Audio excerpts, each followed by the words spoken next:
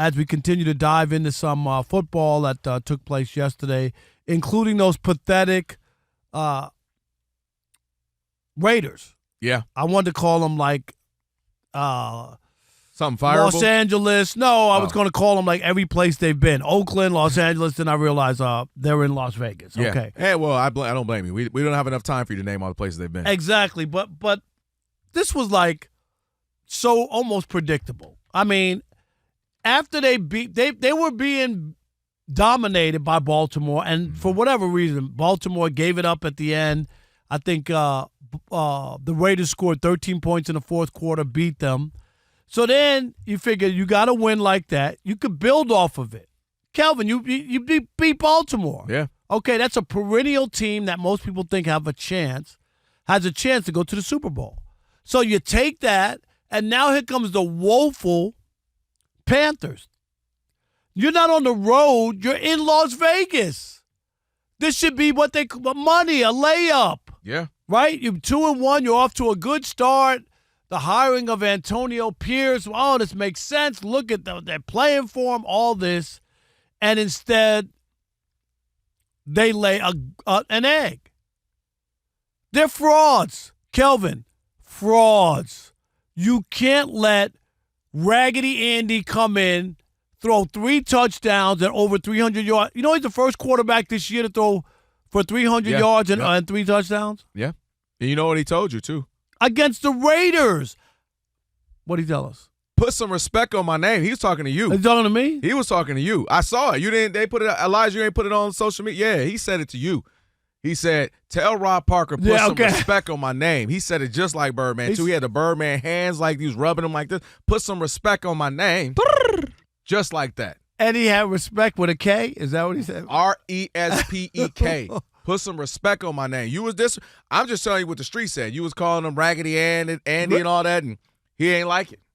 He listens to the show. But I'm saying, ain't no way the Raiders should have given up that game. Rob G. He's the resident. Before you bring Rob G in, resident Raider fan, the only reason it was a horrible loss. You coming off a big win. You hope it's momentum. Maybe you know how we've all done this. You played sports. Everybody, I'm assuming here, most of us at least played sports. Sometimes you're thinking a game or two ahead, right? Oh, we got to play. Ooh, because you already know. The Raiders are looking ahead? How are they looking ahead? Because they were looking at the Panthers like this is the lowly Panthers, so lowly that their number one pick that they gave up $27 million assets to get, they've benched him. We got the Panthers coming to town. Oh, they already making plans, bro. They are, I'm hitting about to do this, about to get into that. They're not even thinking about the Panthers. And they actually forgot they had to play a game. But I want to go to you, Rob G, because Rob said fraud, and I would say, didn't you have to think thought you were good to be a fraud? None of us thought the Raiders were. How can I call you a fraud when I thought you were bad? Because they beat the Ravens on the road. That's so why. So then maybe the Ravens are fraudulent. So no, maybe we thought that the Raiders were actually better than our estimation coming into the season because they won a game that they had no business winning.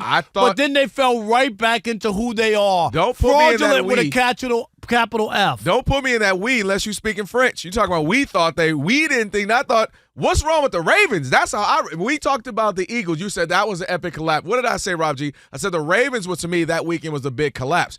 You can't be up against this bad Raiders team running the ball. Don't even give Derrick Henry, who we saw, this is what happens when you give him the ball. I'm more mad at the Ravens for that loss. I didn't think the Raiders were all of a sudden good. So Rob G is the resident fan here. He's the resident. Are they fraudulent or just this is what they are? What we thought they were. Rob Parker is right. They are frauds. Thank you. Come in that studio. First, before you mentioned that they were overlooking the Panthers, right? Because the Panthers are so bad. They just lost by 40, like back-to-back games. They got a new quarterback. Here's the thing, though. This happens every year with the Raiders. Flashback, 2022. Jeff Saturday's first game as a coach with the Colts beats the Raiders. Man, remember that phase? Yes. That same season. You just blew me. I forgot he was a coach. Remember that's right. That same season, Baker Mayfield was this close to being out of football entirely. He gets picked up by the Rams 2 days before the game. Oh, yeah. And guess who beats he beat? the Raiders. Yes, indeed. Okay. Then last season, Antonio Pierce was on the staff last year.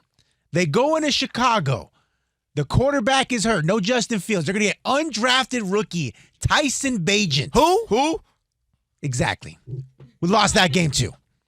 Like, this is what we do historically as a franchise. But as far as Antonio Pierce goes, Antonio Pierce is the first coach that I can remember in all of NBA, NFL, Major League Baseball, whatever, to get hired strictly off of vibes.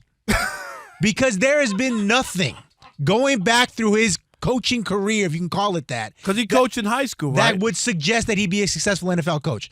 His only time before getting this Raiders gig as being a head coach at any level was Long Beach Poly High School. If you live in L.A., Kelvin, I know you're new here. They are 13 years, a powerhouse in high school football. Antonio Pierce's second season on the job, they missed the playoffs for the first time in 36 years. Wow. Okay, then he moves on to Arizona State. He's going to coach linebackers with Herm Edwards and Marvin Lewis, get the band back together. He eventually takes over as defensive coordinator in 2021, his one season there. They're okay. He immediately has to resign for recruiting violations. Gets the Raiders gig. He's the interim guy. Again, he says Raiders really loud, so people like him. He lets Max Crosby smoke cigars in the locker room. People like him. They totally forgot that they lost 3-0 to Minnesota in a game they had to have. Who was pitching that game? Exactly. That they had an outside chance at the playoffs. As bad as they were, outside chance, they fumble away a game in week 15 and it eliminates that too.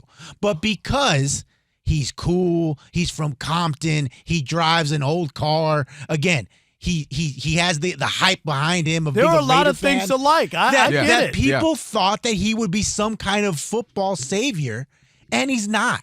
He's just a guy who gets along great with the two best players. Can I throw something at you? Yes. I think fans maybe the organization looking at him and seeing in their mind Mike Tomlin.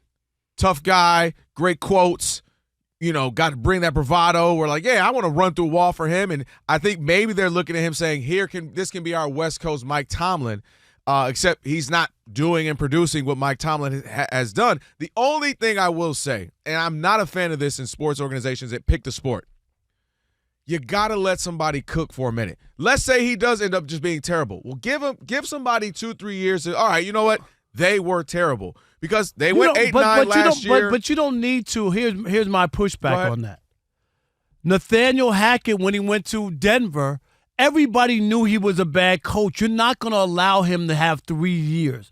He got fired after his first year because it was obvious he was over his head is all I'm saying. That's a fair point. Okay? But I'm saying with Antonio Pierce, weren't we just saying last year, oh, look at him, he's got this team, they're 8-9, we didn't expect that. They're kind of going, they're going somewhere. So my point is, what I don't want to do in a relationship, whether it be personal, romantic, friendship, I don't want to do this. Up and down roller coaster. Like if I'm going to roll with you, I'm going to roll with you, and then I'm going to say, all right, it's time to move on. But you also have to look at, and I'm not saying they should be fired after this game. All I'm saying is this is typical rate. Nothing's really changed. And the big thing in the offseason before they gave him the job and took away the interim tag was that they didn't talk to anybody else. And that when you're the Raiders, and I know, Rob G, how much money do they owe coaches? Like they paid a gazillion. And they just gave it to a massive windfall by moving to Vegas. Right. Mark Davis went from being one of the most cash poor owners in all of football to one of the most cash rich just by moving to Vegas. The value shot up. And Kelvin, I like your point about Mike Tomlin. That's a good comparison. The only difference was Mike Tomlin, when he was in Minnesota, actually called plays for the defense. Oh yeah, Antonio Pierce, through this point in his career, has only ever been the cosign guy. He has not once called an offense, called the defense, get a game plan together one way or the other. And if you can't do that, then you cannot have times where your calling card is being a motivational guy, and you have repeatedly had games where your team was not ready to go. Well, you heard what he said, right? Do you have that sound? I don't know if you have. You got it? Let me hear it. Let's hear it. Yeah. No, they didn't. I think as the game went on, I don't think it was a team. I think there was definitely some individuals that made business decisions, and we'll make business decisions going forward as well. See, that's a Mike Tomlin type walk-off podium, walk-off, drop the mic. Woo! They're going to like that around here. The business decisions was what? They didn't want to tackle or play rough? Yeah, that's what he was saying. That's what he was saying the game's over. Game's over. I'm not going to get hurt out here, right? And all that. Listen, I go back to my point when you were saying, "Oh man, they get a big game against the Ravens," and I just didn't. I had zero expectations. You had no expectations. I'm about to make you say bless me. Guard Minshew. Gesundheit. I didn't expect much from them at all. But you didn't expect them to beat the Panthers? I'm asking you seriously. When you say no expectations, but you expected them to beat the Panthers at home in Las Vegas. That's fair. I guess I'm going more full season. Okay, like I didn't walk I'm just saying, I'm coming off of that. I'll give you that. Ain't no way, even with Raggedy Andy at quarterback. Respect on his name. You still didn't think that the Panthers would come in to Las Vegas. Completely didn't expect. And not only just they didn't eke out a win. Andy Dalton looked like what he probably looked like in high school, like balling.